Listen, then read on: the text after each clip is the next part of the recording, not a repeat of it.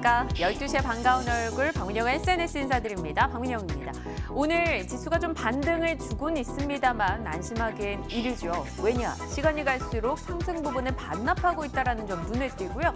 코스피 같은 경우는 하락으로 좀 전에 돌아서기도 했습니다. 코스닥은 지난주 밀렸던 거 생각한다면 오늘 1% 내외 상승 만족스럽지 않습니다. 그마저도 상승폭 줄이고 있고요. 그리고 지난주에도 장 후반으로 갈수록 상승 탄력이 둔화됐고 낙폭을 키우는 움직임들이 많이 나타났던 만큼 오늘도 끝까지 조금 경계감을 늦출 수 없을 것 같아요. 상해종합지수가 10월 들어서 처음으로 문을 열었는데 예상했던 대로 분위기는 좋지 않습니다. 2% 이상이나 떨어지고 있고요. 중화권 증시 대다수가 하락불을 켜고 있는 상황이죠. 어떻게 바라봐야 될 것인가? 포트에 대한 고민이 더욱 커지는 오늘입니다. 내일 휴장을 앞두고 이 전략을 좀 정비하는 시간 가져보도록 할게요. 박민영의 SNS 시작합니다.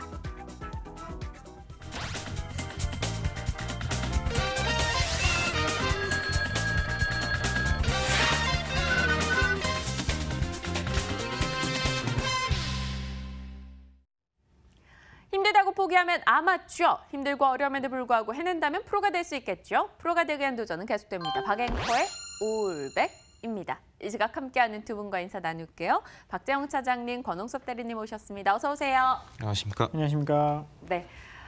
사실 프로가 되기 위한 도전은 계속됩니다. 이 얘기를 할 때 그 문구를 제가 직접 썼거든요. 쓸 때만 해도 자신이 넘쳤었는데 요즘에 요거할 때 살짝 좀 민망해요. 힘들고 어려운데 프로가 되기 위한 도전이 너무 길어지지 않나 이런 생각도 살짝 들기도 하고요.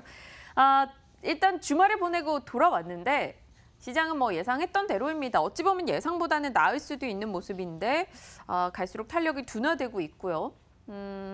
포트 분위기는 그래도 지난주보다는 확연히 낫네요. 삼성전자 0.5% 올라줍니다. 그리고 일진머티리얼즈 상승, 매지온이 3% 이상 상승하면서 매지온은 거의 보합이에요. 1% 손실 구간. 와이솔은 좀 걱정이 됩니다. 오늘 1% 추가 하락 나오면서 16% 손실을 기록하고 있네요. 박 차장님, 시장 어떻게 판단하고 계시는지 궁금해요. 사실 오늘 저는 좀 겁을 먹었달까요? 더 밀릴 것 같다라는 우려도 있었는데 일단은 더 추가 하락이 나오진 않고 있네요. 중국이 지금 제가 오기 전에 봤을 때 한 2.7% 정도 빠져서 출발하더라고요. 네. 조금 올라줬으면 하는 바람이 있었는데, 그러니까 플러스가 난다라는 게 아니라 양봉을 만들어줬으면 하는 바람이 있었는데 양봉은 아닌 것 같아요. 조금 오르는 듯 하다가 밀렸는데 네. 홍콩이나 이런 데 빠진 거에 비하면 그렇게 우려할 정도로 빠졌다라고 볼 수도 없는 상황이고, 중국이 지준율을 또 인하를 했어요. 그런 거 보면 사실 중국도 지수를 좀 살리기 위해서 노력을 하고 있다라는 것이 좀 눈에 띄고요. 그런 것들이 시장에 대해서 좀 긍정적으로 아니면 기대감으로 비춰졌을지도 몰라요. 그런데 뚜껑 열고 보니까 그렇게 크게 못 올라가고 있고, 오늘 외국인도 1,000억 원 이상 팔고 있고 그런 상황이라서 분위기 자체가 그렇게 반전되기 좀 어려운 것 같습니다.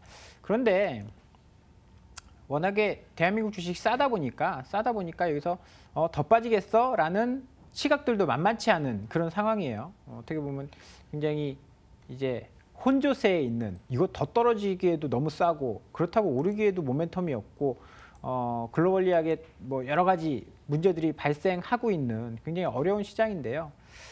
결국은 저는 그러면 이제 실적이 좋은 종목들이, 이익이 좋은 종목들이 조금 올라갈 수 있지 않을까 그런 생각들을 하고 있거든요.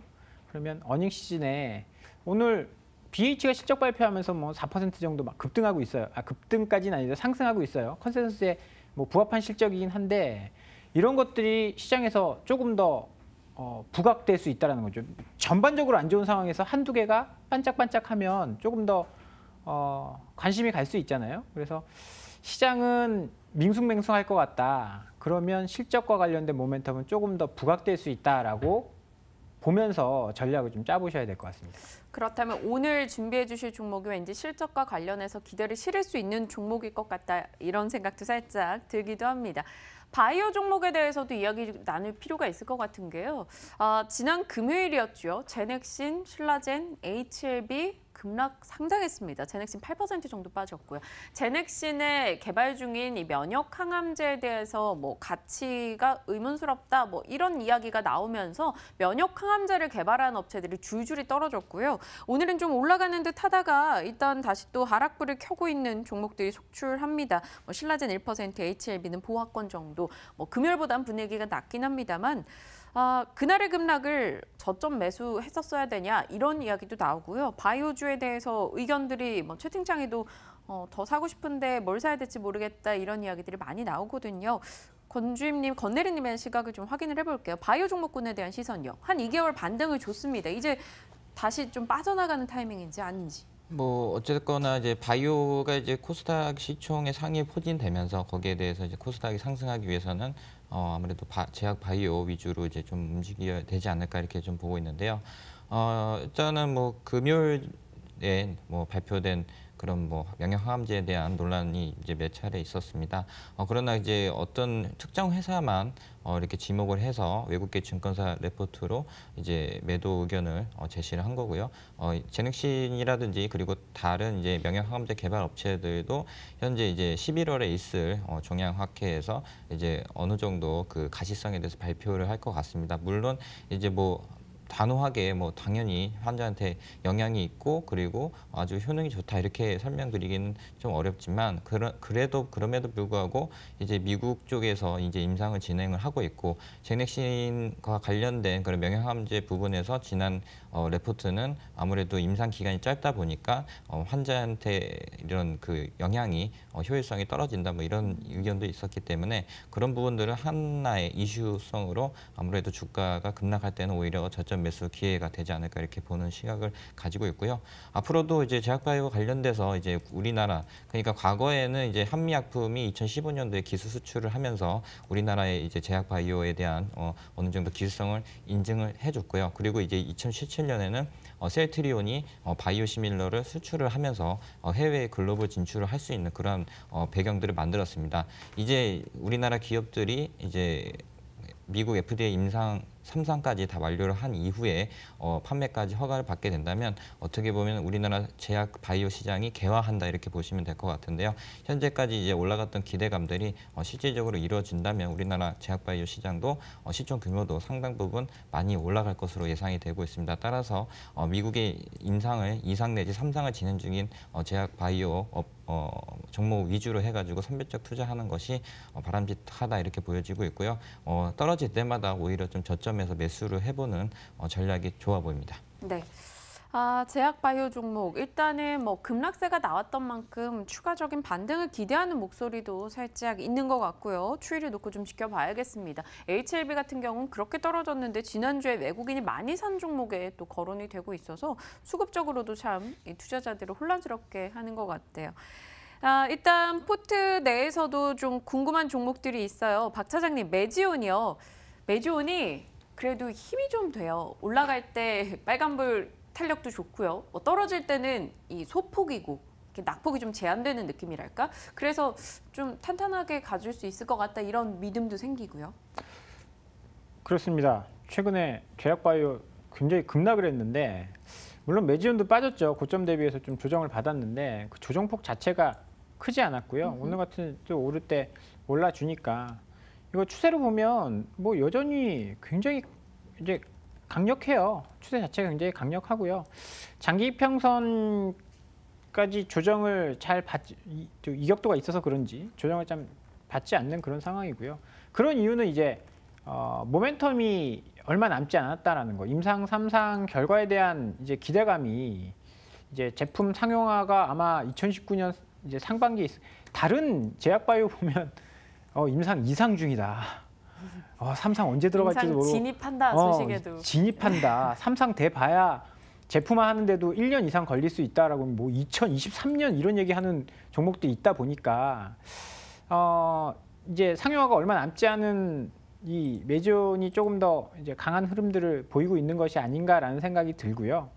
뭐 결국은 이제 추세 살아 있으면 추세 살아 있는 종목들을 찾는 그런 과정일 거다라고 생각을 하거든요.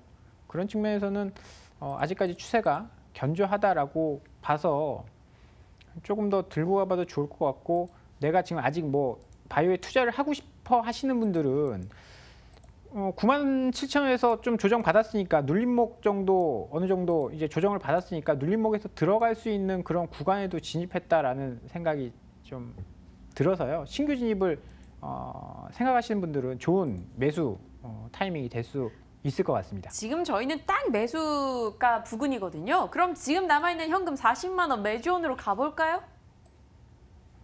글쎄요, 저는 뭐 나쁘지 않은 생각이다라고 보는데요.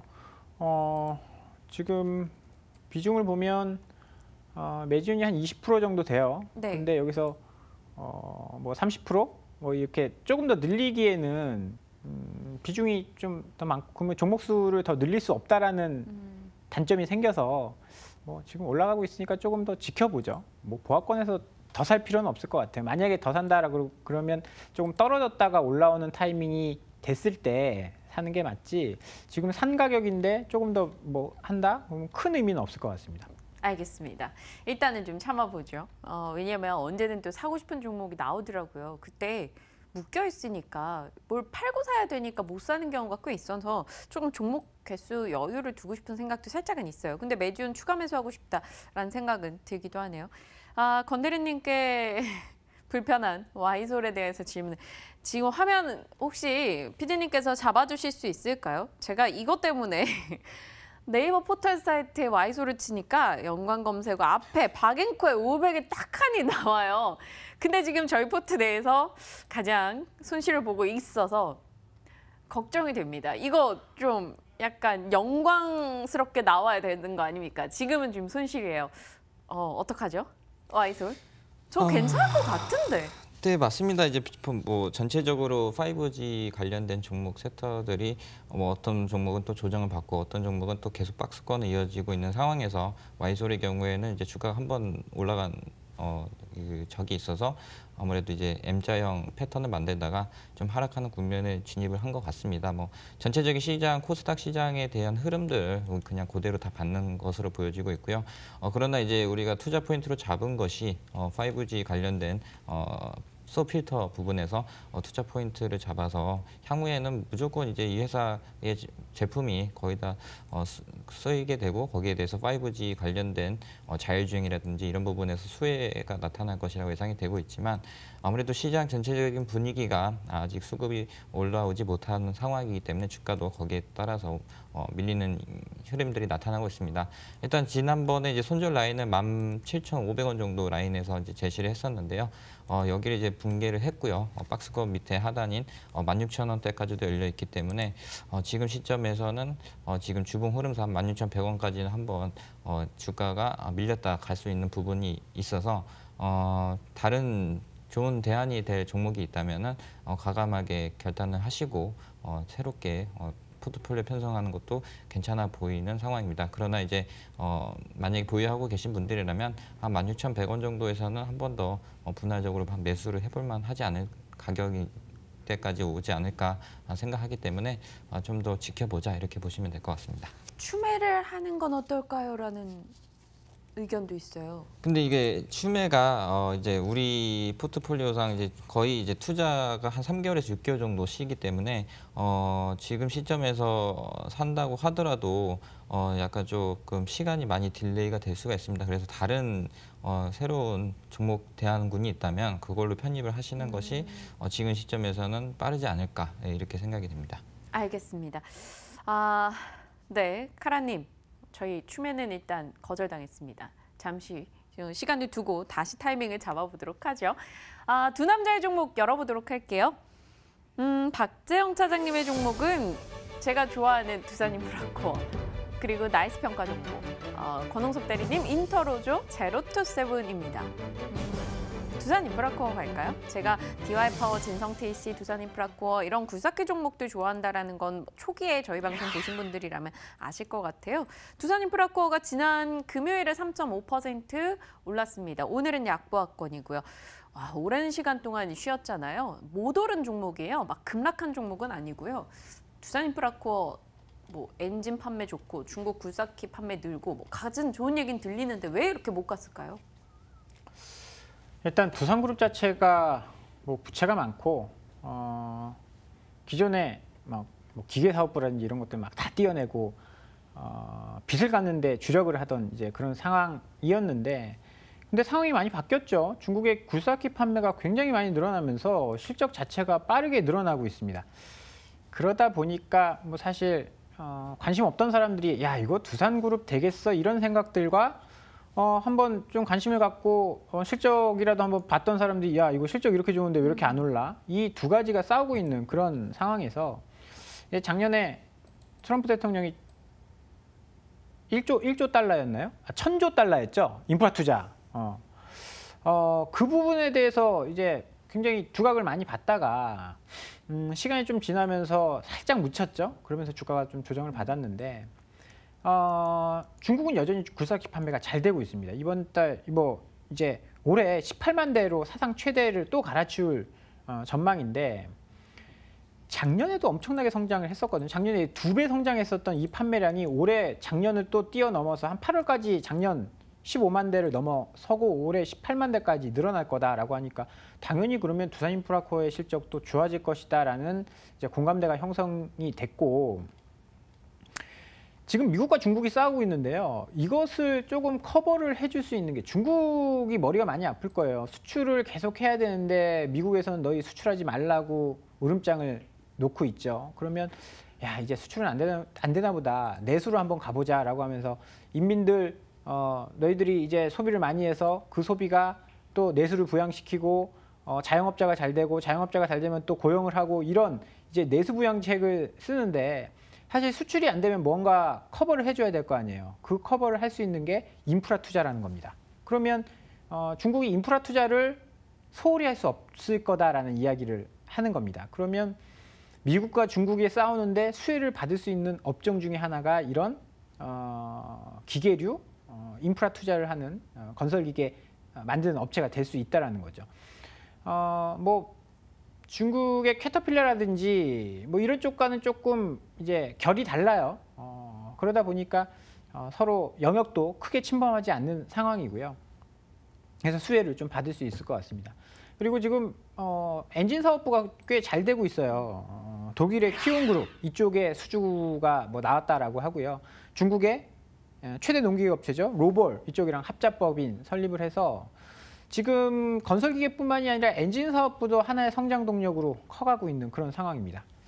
최근 보면 실적 좋아지는 거에 비해서 주가는 지금 주봉 보고 계신데요. 크게 변화가 없습니다. 고요해요. 근데 실적을 한번 볼까요? 2016년도에 매출이 흑자 전환했죠. 2017년도에 꽤 많이 늘었습니다. 뭐 한 30% 정도 늘었죠. 올해는 2분기까지의 실적이 무려 전년 대비해서 41%나 증가했어요. 그런데 주가 흐름은 그대로입니다. 결국은 이제 주가는 실적의 함수다라고 본다면, 실적이 계속 이렇게 좋아지면 뭐 이게 쐐기형이라고 하나요? 고점이 낮아지고 저점이 높아지는, 결국은 이렇게 모인 자리에서 상방이든 하방이든 방향을 결정하는데, 밑으로 갈 가능성보다는 실적이 좋기 때문에 위로 갈 가능성이 높다라는 거죠. 그러면 이렇게 이평선도 모여 있고 방향을 결정할 만한 타이밍이 왔다라는 측면에서는 관심 있게 볼 만한 시점이 다가왔다라고 말씀을 드려보도록 하겠습니다. 두산 인프라코어 같은 경우는 근데 그런 얘기 있잖아요. 공매도에 시달리는 종목으로 많이 거론되지 않나요? 그런 부분은요? 부담스럽지 않나요? 부담스럽죠. 그런데 뭐 셀트리온이 공매도 때문에 주가가 떨어졌나요? 결국은 올랐잖아요. 그런 거 보면 정말 안 좋은 종목에 대한 공매도, 이런 것들은 이제 뭐 실적도 떨어지고 이런 종목에 대한 공매도는 우려를 해야 되겠지만, 어떻게 보면 결국은 이제 실적이 공매도나 이런 것들을 저는 이기지 않을까라고 보고 있어서요. 크게 걱정할 필요는 없을 것 같습니다. 전 두산인프라코어 하면 저도 저지만 에드워드 박님이나 건우님이 지속적으로 들고 계셔서 계속 상담 요청을 하셨던 게 생각이 나요. 두산인프라코어. 이평선이 모이고 다시 한번 상방으로 방향을 잡아줄 수 있을까 기대감이 좀 실립니다. 일단 최근에는 시장 대비해서는 나쁘지 않은 움직임을 요 며칠 보여주고 있네요. 짚어봤고요. 다음 종목 가보죠. 권홍섭 대리님의 종목 인터로죠. 인터로조 검색을 하니까 눈물로 당을 체크하고 약을 처방하는 당뇨 렌즈 뭐 이런 게 나왔어요. 네네. 되게 놀랍네요. 세상이 어떻게 이렇게 발전을 했을까? 뭐 아무래도 이제 그런 렌즈, 그러니까 최근에는 이제 트렌드가 또 기능성 렌즈라는 그런 좀 제품들이 지금 출시를 하려고 움직임들이 빠르게 나타나고 있습니다. 뭐 우리나라 같은 경우에도 4차 산업혁명과 관련돼서 이제 정부 차원에서도 그런 기능성 렌즈라든지 아니면 기능성, 그러니까 헬스케어, 스마트 헬스케어 이런 그 산업 육성을 하기 위해서 정부에서도 많이 투자를 하고 있는 상황이고요. 동사는 이제 그간 계속적으로 이제 콘택트 렌즈를 뭐 ODM, OEM 생산을 해주고 또 자체 브랜드인 그 수지가 선정하는 콘택트 렌즈도 출시를 했습니다. 그래서 지금 나오시는 분이 수지, 네, 너무 예쁘네요. 아, 그런가요? 제가 눈이 잘 안 보여서. 그래서 이제 그렇게 자체 브랜드로 또 출시를 했고 거기에서 이제 어느 정도 국내 시장 점유율 한 14%로 2위까지 올라온 상황입니다. 물론 이제 콘택트 렌즈 시장은 존슨앤존슨사라는 아주 거대한 빅파마가 이미 다 선점을 하 있는 상황이고요. 거기에 대해서 이제 어떤 기술력과 그리고 가격 경쟁력 부분에서는 어느 정도 시장 진입에 성공을 했다 이렇게 보여지고 있습니다. 또한 뭐 매출도 견고하게 성장을 하고 있는데요. 2018년 2분기 매출액은 한 209억 원으로서 전년 대비해서 한 8% 정도 예상적 성장을 하고 있는 상황이고요. 그 밖에 이제 조금 기대가 되고 있는 시장이 중국과 일본입니다. 이 회사가 자체 브랜드로 해가지고 중국과 대만 그리고 일본까지 수출 확장이 된다면 어느 정도 실적에 대해서는 2분기 실적보다 더 훨씬 뛰어넘는 그러한 부분들이 나타날 것이다 이렇게 보여지고 있고요. 2018년 이후에 아마 이제 제3공장 증설이 완료가 될 것으로 보여지고 있습니다. 거기에 풀 캐파로 매출액을 좀 추정해 보자면 2천억 가까이 되는 규모인데요. 지금 현재 매출액이 한 800억인 것을 감안하면 그만큼 회사가 공격적으로 증설을 통해서 성장이 가장 크다 이렇게 보시면 될 것 같습니다. 아까 말씀하신 대로 이제 당뇨 렌즈에 대해서 좀 이제 알아봐야 될 것 같은데요. 일단 메커니즘이 이렇습니다. 그 당뇨 환자가 이제 당뇨 그 렌즈를 끼고 나서 이제 그 혈당이 눈물을 이제 그 반응을 해가지고 혈당이 떨어질 경우에는 렌즈에 삽입되어 있는 당뇨 약이 이제 흘러나와서 이제 눈으로 이제 흡수가 되는 그러한 그 메커니즘을 갖고 있기 때문에 굉장히 좀 어떻게 보면은 뭐 퍼스트인 클래스 이렇게 좀 보여지고 있고요. 뭐 당뇨 시장이야 우리가 뭐 다 아시다시피 굉장히 큰 시장이기 때문에 전 세계적으로는 한 73조 규모인 상황에서 이러한 그 기능성 렌즈에 대한 어떻게 보면 개발은 새로운 출구 전략 그리고 사업 다각화를 통한 회사 성장 이렇게 좀 보시면 될 것 같고요. 최근 그 주가 흐름이 굉장히 좀 많이 하락을 하고 있습니다. 그러한 이유는 아무래도 이제 3분기 실적이 잘 나오지 않을 것 같다라는 뭐 좀 생각들이 좀 투자 포인트에서 좀 나오고 있는 상황인 것 같은데요. 주봉이나 월봉 흐름상으로도 추세가 완전히 깨지고 있는 상황입니다. 그러나 이제 매출이나 그리고 최근에 이제 매출 견조함을 좀 보자면 계속적으로 이 회사가 뭐 잘못되거나 그런 게 아니라 매출이나 성장하는 부분도 전년 동기 대비해서 한 5%에서 10% 정도 계속적으로 성장을 하고 있는 상황이기 때문에 어떻게 보면은 오히려 저가 매수 기회가 되지 않을까 이렇게 생각이 되고요. 뭐 수급 현황으로 또 보자면 이제 외국인들이 주구장창 팔고 있습니다. 그러나 이제 이러한 그 추세가 하락할 때 물론 사는 게 좀 좋지 않은 포지션이지만 단기간 이렇게 또 급락을 했던 경우가 있다면 또 급등도 가능하기 때문에 지금 시점에서 한번 관심 있게 봐야 되지 않을까 이렇게 싶어서 소개를 해드리겠습니다. 알겠습니다. 인터로즈요. 차트를 보면 와 정말 많이 빠졌네. 설마 더 빠지겠어? 하면서 사고 싶은 느낌도 드는데 권대리님 근데 사실 저때 4월에서 5월 때 있잖아요. 저렇게 떨어졌을 때도 분명 에이 더 빠지겠어? 하면서 저가 매수한 사람들이 있을 거란 말이에요. 근데 결국 더 빠졌어요. 그때가 4만 원 이쯤이었는데 지금은 2만 6천 원대까지니까 지금이 사실 이렇게까지 고개를 쳐받고 있는데 지금 사면 더 내려갈까 봐 약간 그런 걱정이 있어요. 네, 그렇습니다. 근데 어떻게 보면은 이제 4월, 그러니까 분기 실적마다 이제 확인을 하면서 그렇게 좀 그 어떻게 보면 실적과 연결에 대해서 매매하는 패턴을 좀 읽혀보자면 1분기, 2분기 실적도 나쁘지 않았습니다. 그래서 이제 그 연초만 하더라도 주가가 거의 한 48,000원까지 올라가는 그런 경향이 있었고 그 이후에 이제 2분기 실적은 거의 뭐 컨센서스 대비해서 어떻게 보면 그냥 부합하는 수치가 나왔었고 근데 이제 3분기에 대한 실적이 굉장히 좀 적자라고 생각하는 투심이 작용을 했기 때문에 최근에 이제 급락을 한 것 같습니다. 그러나 이제 어느 정도의 회사에 대해서 뭐 적자가 난다거나 그런 부분들은 확인되지 않은 상황이기 때문에 오히려 그 주가 하락은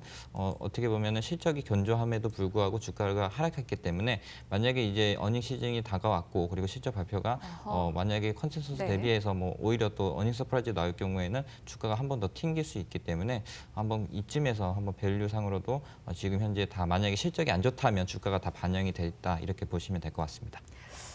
인터로죠. 네, 갈등을 주는 종목이기도 하네요. 박 차장님의 의견 듣고 싶어요. 이 종목 어떤 판단하고 계세요?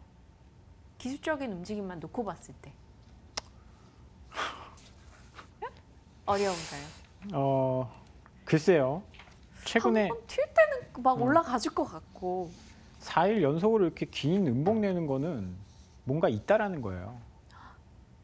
저는 그거를 확인하기 전에는 물론 이제 여기서 지친 사람들이 손절한 걸 수도 있죠. 여기서 지친 사람들이 딱 이제 저점 깨니까 손절을 해서 쭉쭉쭉 빠진 걸 수도 있는데 뭐 아까 이야기했듯이 뭐 실적이 잘 나올 겁니다. 혹시나 서프라이즈가 나오면 급등할 거예요. 근데 반대의 경우도 있거든요. 혹시나 실적이 안 나오면 그때 가서 그랬구나 라고 할 수도 있는 거거든요. 그래서 저는 이렇게 이유 없이 4거래일 연속으로 음봉 이렇게 길게 내는 종목들은 뭔가 내가 좋은 소식을 알고 있더라도 조금 찝찝할 것 같아요. 그래서 함부로 접근하기는 좀 무서울 것 같습니다. 엄청 갈등되네요. 인터로죠. 네. 네, 포인트들을 쭉 한번 들었고요. 많이 빠져 있으니까 많이 빠진 거 한번 사보고 싶다라는 생각도 살짝 들기도 하지만 일단은 잠시 쉬어가고 다른 종목으로 가겠습니다.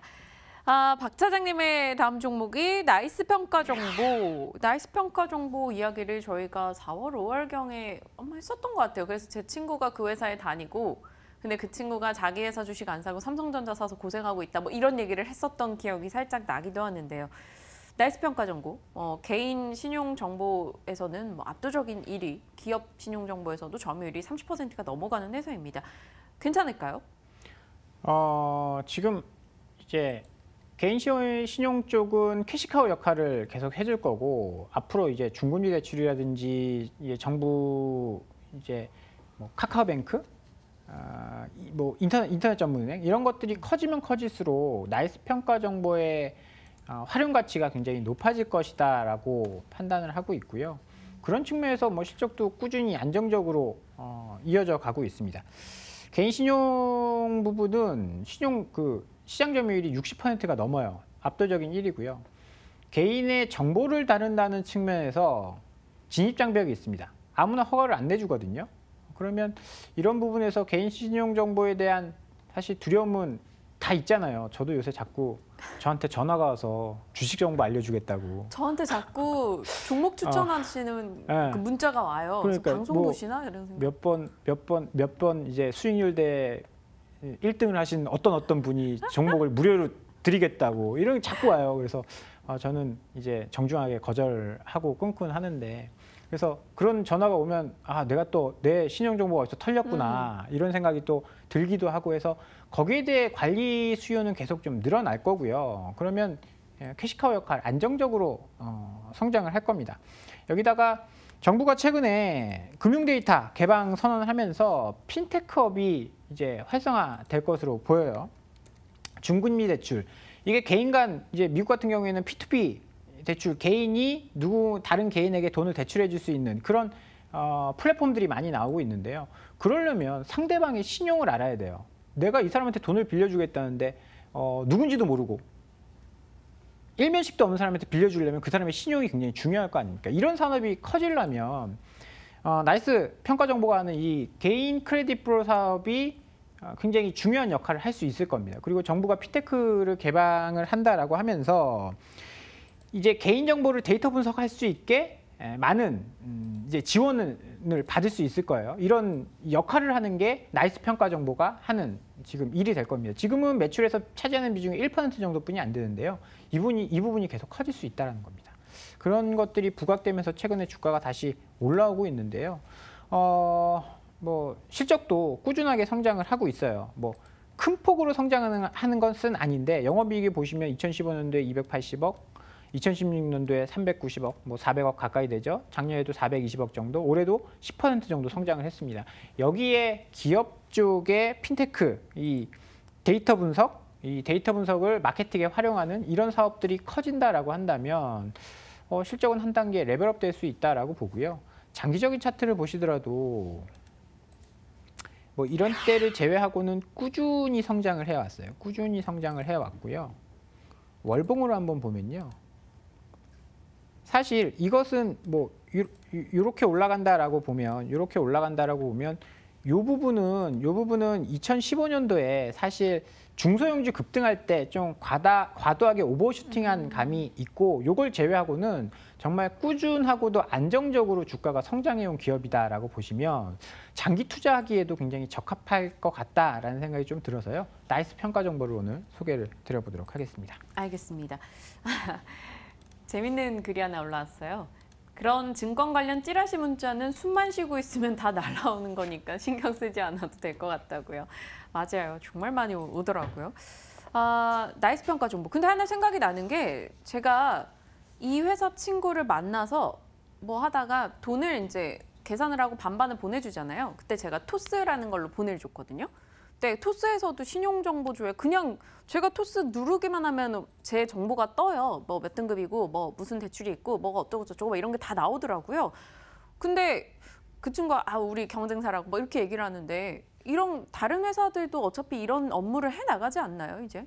뭐 어차피 뭐 할 땐 많은 업체들이 할 텐데 정부에서 허가를 내준 업체는 대여섯 개 한정되어 있고, 거기서 이제 1위를 차지하고 있는 게 나이스 평가 정보이기 때문에 시장 자체가 커지면 걔들도 커지겠지만, 시장 자체가 커지니까 뛰어드는 거 아니겠어요? 걔들도 커지겠지만 가장 크게 커지는 파이는 점유율이 가장 높은 나이스 평가 정보가 되지 않을까. 지금으로서는 뭐 그렇게 봐야 되는 게 적당하겠죠. 네. 오늘장에서도 급등을 기록하고 있는 나이스 평가 정보입니다. 나이스 평가 정보 이야기 나눠봤고요.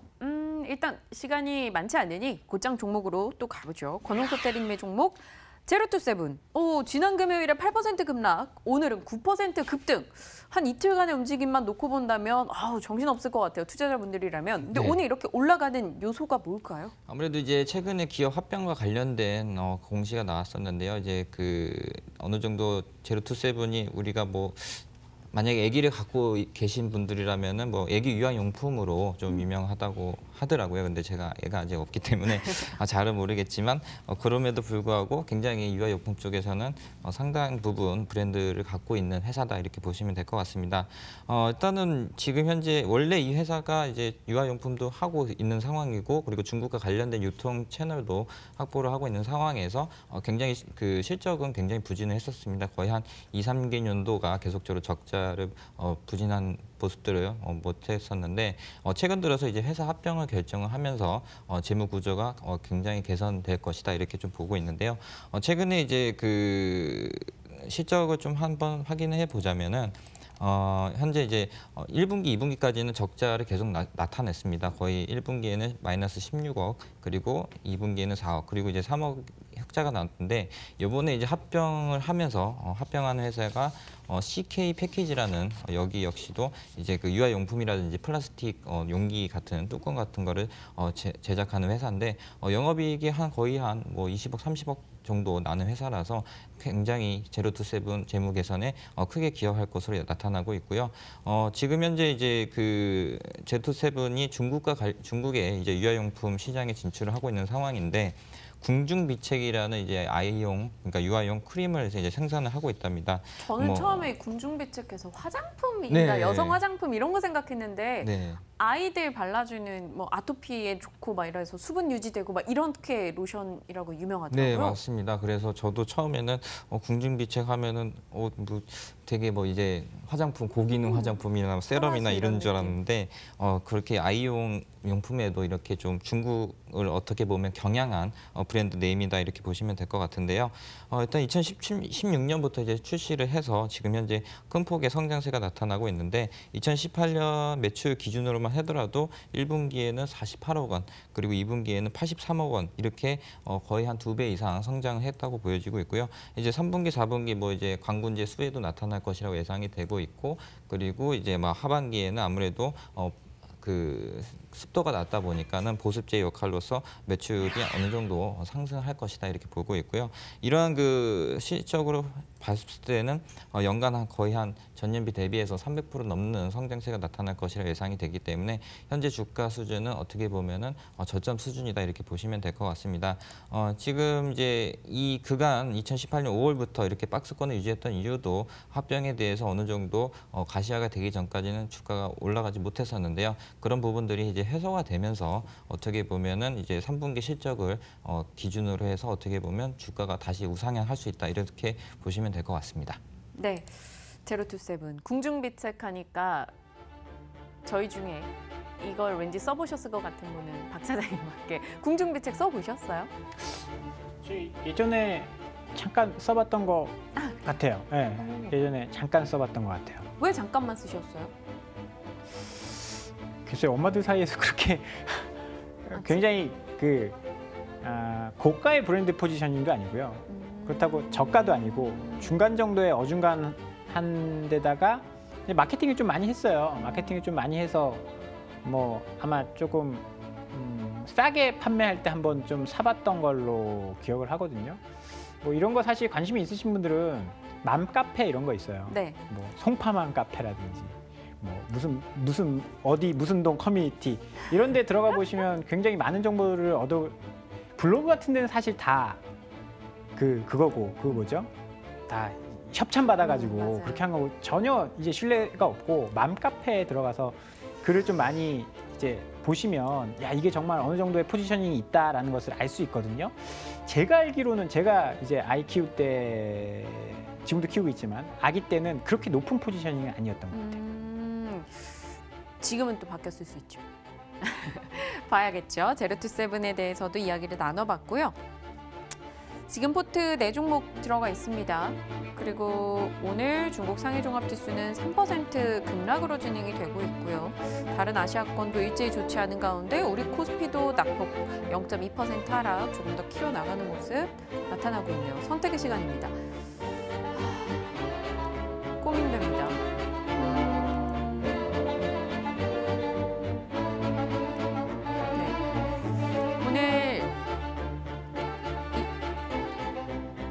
종목을 좀 담아볼까 생각도 드는데요.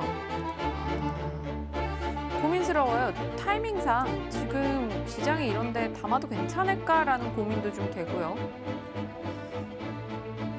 매수 타이밍 괜찮을까요? 권홍섭 대리님, 두산인프라코어 지금 타이밍 어떻게 보십니까? 두산인프라코어요? 네. 최근 어느 정도 실적에 대한 가시화도 있기 때문에 저는 계속 눈여겨봤던 종목인데요. 그간 이제 연기금에서 계속 주구장창 팔다가 이제 최근에 이제 새롭게 매수에 과감하게 들어오면서 네. 주가도 탄력을 받아서 10,000원까지 간 상황입니다. 따라서 지금은 정고점 10,000원을 돌파할 여지도 크기 때문에 한번 담아보는 것도 나쁘지 않을 것 같습니다. 그렇다면 오늘 저희 어차피 가지고 있는 금액 자체가 크지 않아서 9,990원. 네, 그래서 홈쇼핑 느낌이네요. 38주 매수 내놨습니다.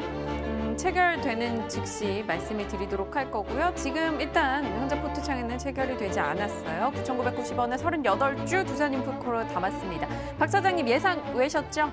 오늘 왠지 안 살 것 같으셨죠? 그래도 약간 우리 이제 민현 앵커가 좋아하는 섹터라서 불사키. 네. 네, 저희 쪽에 포트에도 사실 그런 쪽은 없잖아요. 산업재 쪽은 없으니까 어느 정도 가능성은 좀 있겠다라는 생각은 좀 했는데 덥석무네요. 네, 덥석 물었습니다. 네. 목표가 한번 잡고 갈까요, 박 차장님? 지금 좀 많이 올랐는데 일단 이제 목표가는 제가 12,000원, 9,000원 제시를 좀 해드렸거든요. 네. 이 10,000원이 어떻게 보면 마디 가격이잖아요. 네, 마디 그렇죠. 가격이라서 호가가 0.5%씩 올라갑니다. 한 호가당. 그래서 올라가면 또 좀 굉장히 스피드하게 올라갈 수도 있고 전고점이 11,750원인데 여기는 충분히 넘어갈 수 있어 보여요. 한번 이제 방향을 잡는다라고 한다면. 그래서 조금 넉넉하게 12,000원 정도를 잡아드렸고요. 손절가도 좀 넉넉하게 잡았습니다. 짧게 보시는 분들은 한 요 정도 이제 9,600원 정도 깨고 내려가면 이제 파실 수도 있는데 아무래도 박스권 하단 9,000원 정도를 제시를 해드리도록 하겠고요. 좀 넉넉히 잡고 매매를 하셔도 그렇게 변동성이 아주 큰 종목은 아니다 보니까요. 괜찮을 것 같습니다. 네, 9,990원의 매수가를 넣어뒀습니다. 뭐 체결의 여부는 마감돼봐야 저희가 알 수 있겠죠. 일단은 현재 포트 내에서는 담기지 않았습니다. 지금 삼성전자, 일진머티리얼즈, 와이솔, 메지운 그리고 들어오게 된다면 두산인프라코어까지입니다. 오늘 좀 급하게 결정을 내렸는데요. 사실 뭐 이쪽 섹터에 대해서는 계속 추이를 보면서 저도 지켜보고 있었던 터이고요. 분위기는 최근에 나쁘지 않습니다. 관심 놓고 여러분들도 한번 체크해 주시길 부탁드릴게요. 오늘 권홍섭 대리님, 박재영 차장님과 이 시각 어김없이 꾸려봤습니다. 두 분 고맙습니다. 감사합니다. 감사합니다.